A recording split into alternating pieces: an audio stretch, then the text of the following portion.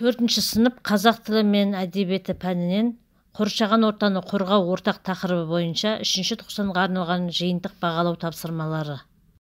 Оқу мақсаты: мұғалімнің қолдауымен мәтін мазмұнын және кейіпкерлердің іс-әрекетін бағалауға бағытталған сұрақтар құрастыру және оған жауап беру. Бейтаныс сөздер кездесетін шағын мәтіндегі негізгі ойды түсіну. Шағын сюжетті комикс, буклет, коллаж, жарнама, презентацияны сөйлемдермен толықтыру.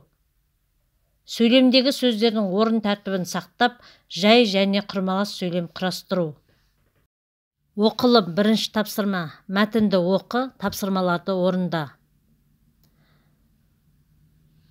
Әр дұрыс жауапқа 1 балдан қойылады. 1-ші сұрақ. Қоршаған орта дегеніміз не? Әрине, қоршаған орта біздің ортақ үйіміз. 2-ші сұрақ. Оны қалай таза ұстауға болады? Оны таза сақтау керек. Кез келген жерге қоқыс тастамау керек. Суға түкірме, қоқыс тастап бүлдірме. Ағаштың бұталарын сындырма, гүлді жұлма. 3-ші сұрақ. Жаңбыр жауғаннан кейін айналада қандай өзгерістер болады?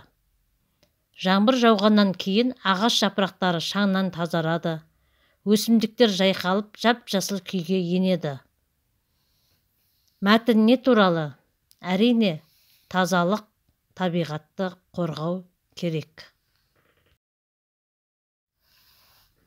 Жазылым. 2-ші тапсырма. Берілген сөзге қосымшалардың дұрысын жалғап жаз. 1-ші. Тәуелдік жалғауларын жалғаймыз. 4 балл. 2-ші. Сөзге септік жалғауын жалғап жазамыз. 7 септікке 7 балл. Барлығы 15 балл.